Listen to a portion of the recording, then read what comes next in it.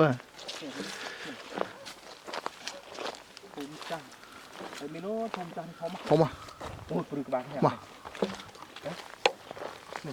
មនុស្សមែននោះមក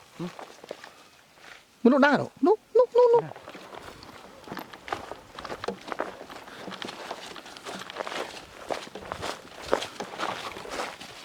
អីចាអូញាក់បងប្អូន អត់ទេមែនទេកុំមកមិនឃើញមកចេញពីនោះមកភ្លុចចូលមកហ្នឹង ចូលមកនេះ បាទ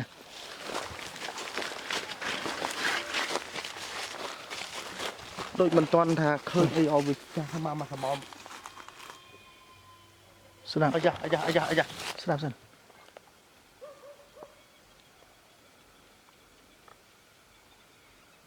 ជឿ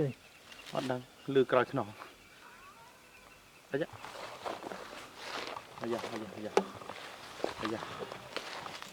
លឺចេញជ្រុងនេះ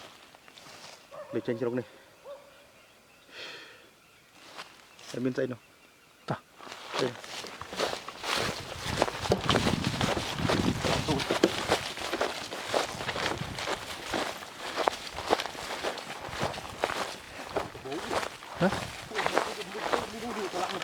bố thông mày Nè, là vâng. trời ạ Nè cái nhé. Thôi nó một thôi đừng quay mình đi. Nè. Đừng cái lá. xuống mũi dân sao lại khom Là vâng nè. Chơi mang lưới xử lý những cái mình. ở đằng cứ chắp vào bàn bây giờ nè Xong lên đài bị trói. Lên đài bị trói. sát đây sát Ta mày. này Nè. này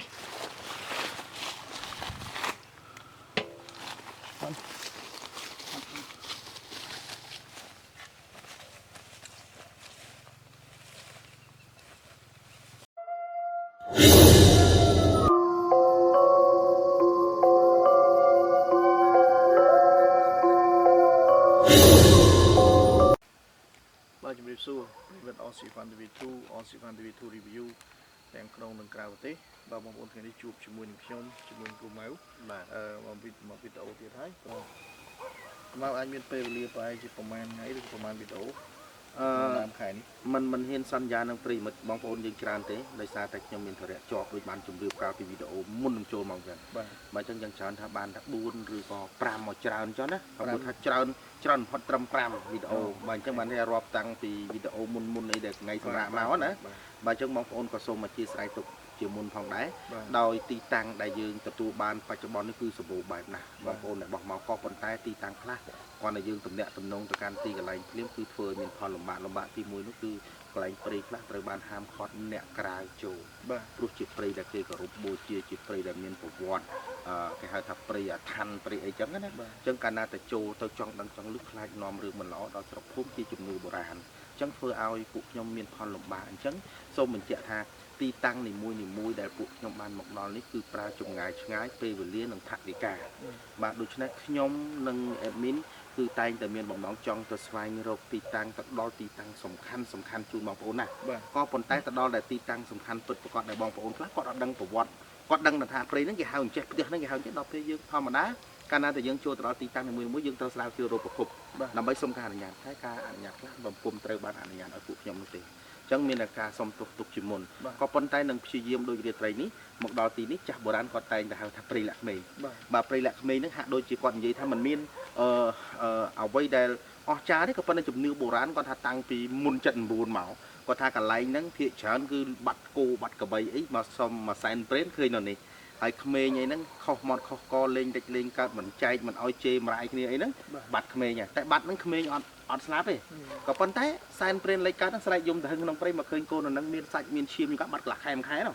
ឥឡូវនៅទីតាំងមកជួព្រៃក្រោយយើងហ្នឹងតែព្រៃក្រោយយើងហ្នឹងពីឆ្នាំ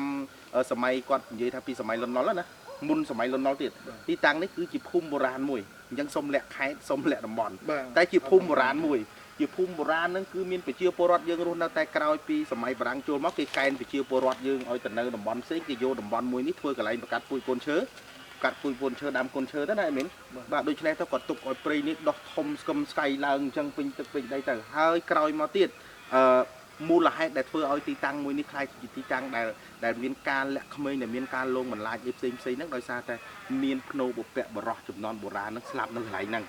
បាទដល់ស្លាប់នៅកន្លែងហ្នឹងគេបញ្ចុះគេអីទៅក៏ពពួកអមនុស្សផ្សេងហ្នឹងគឺមកសន្ធិដ្ឋនៅកន្លែងហ្នឹងអញ្ចឹងអ្នកណាដែលខុសមកខុសក៏គឺតែងតែមកបាត់នៅកន្លែងហ្នឹងហើយរកឃើញនៅកន្លែងហ្នឹងក៏ប៉ុន្តែជឿអ្នកស្រុកនៅភូមិគាត់ជឿជាក់ថាសិតតែពលឹងបុព្វបុរសគាត់ហើយបើសិនជាមិនមែនបុព្វបុរសគាត់សម្រាប់ក្មេងហ្នឹងឲ្យក្មេងហ្នឹងស្លាប់អីបាត់ហើយអញ្ចឹងណាហើយនៅក្នុងព្រៃនេះមិនមែនមានតែអមនុស្សទេមានទាំងសត្វសាហាវផ្សេងទៀតផងព្រៃមិត្ត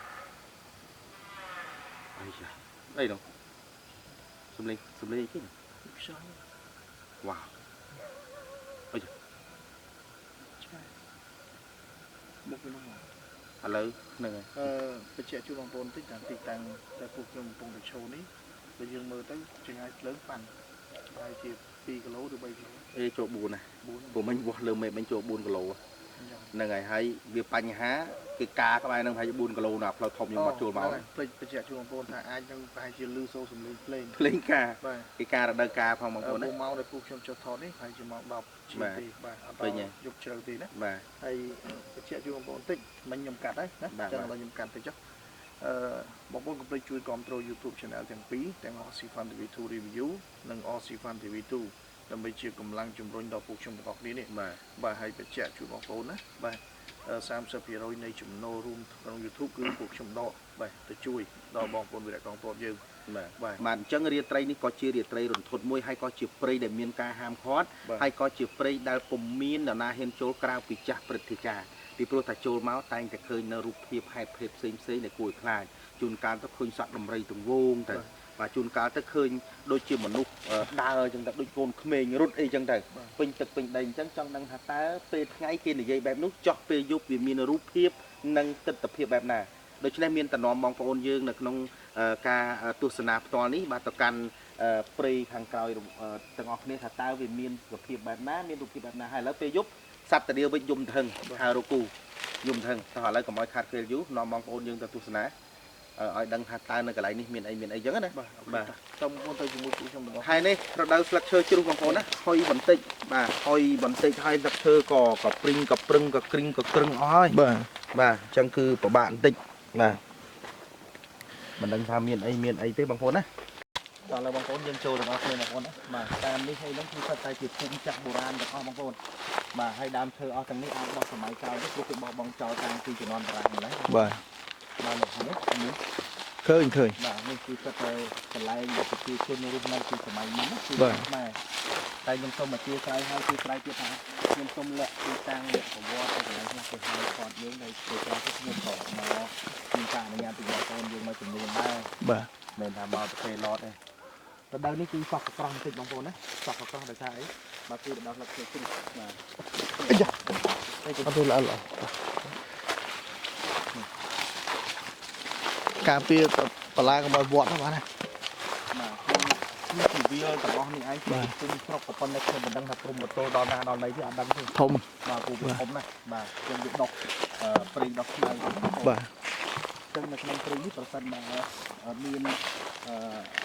មនុស្សឬមួយក៏មានបងបត់អីឆែរក្សាអីមែនហ្នឹងគឺនឹងបង្ហាញឲ្យយើងឃើញពីដើម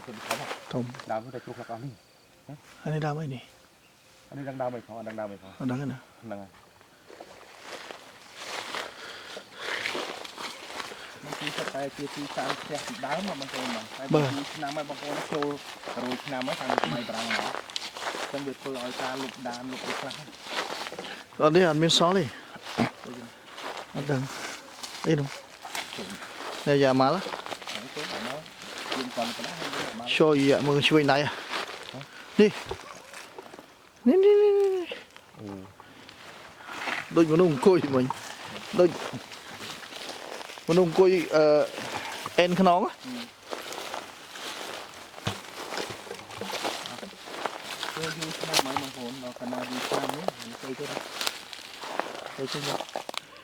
đừng sấyถ้าจะมาเก็บบางคนถ้ามันเม้นถ้ามันเลี้ยงครอบมันไม่โชว์เมาได้คือเลี้ยงจับแต่ก่อนพลังกายจับโบราณนะก่อนโจมมาได้โรสนามโรสกายก่อนเริ่มเอาดิกระโบกเต็มขึ้นมาไม่จะเคยมาดูได้เจ๊เพราะได้มันตั้งแต่กระตุ้ยเพลย์ก็ไม่ใช่นะ mà mình đa thôi không mình đa rồi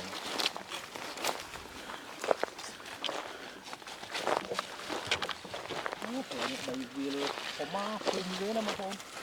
cái này mà không cái này một cây vậy đấy một cái nó chả បាទ phun chảไอ้เมนูทำจานเขามา ធំ โอ้ยปรึกบางอย่าง មនុស្សមែននោះនោះមកមនុស្សដែរនោះ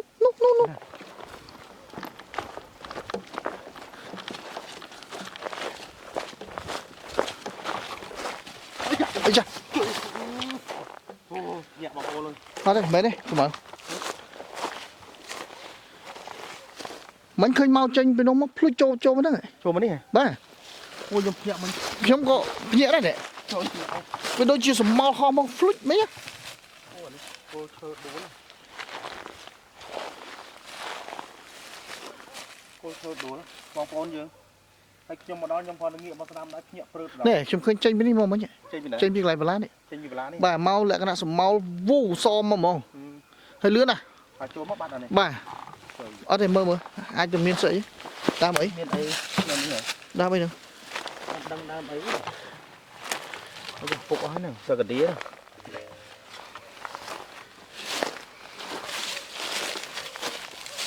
ដើមនេះគេកាប់ គេកាប់ យ៉ាអូស្អីខំខ្ញុំបាត់ហ៎ អីគេខាំឆ្លាមខាំហ៎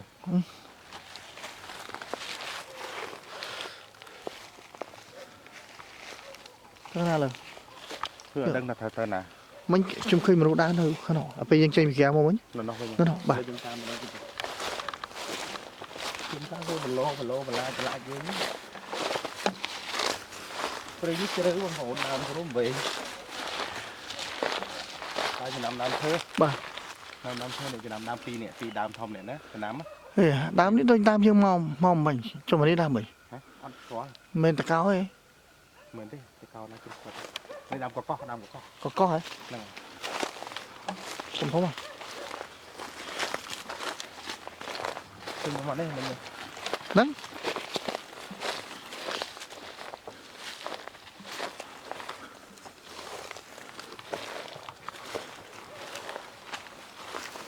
ដើមជើងគោដើមកកោះគឺវាដើមនេះធំហ្នឹងធំហ្នឹង ដើមអីចូលនោះ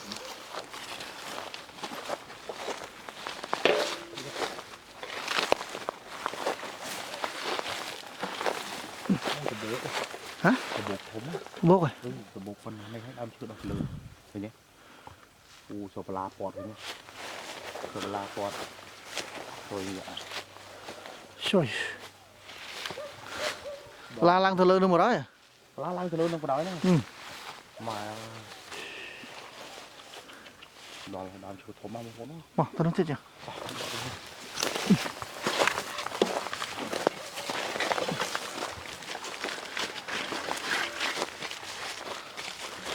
ដូចមិនតាន់ថាឃើញអីឲ្យវាចាស់ថាមកសមម ស្ដាប់ អាយ៉ា ស្ដាប់សិន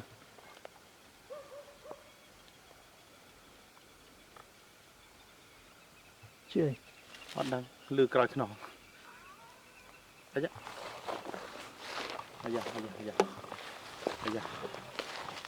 លឺចាញ់ជ្រុកនេះ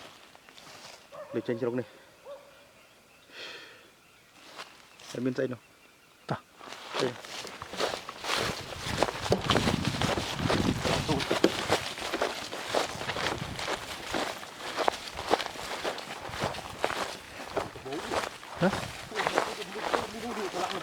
បោកធំហ៎ ឡើងវិញ ជួយ នេះឃើញទេគួយមកគួយនឹងគួយមកនេះមើលទៅកន្លះស៊ូមមួយសិនស្ដាប់ណាក្រម កន្លះរវងនេះ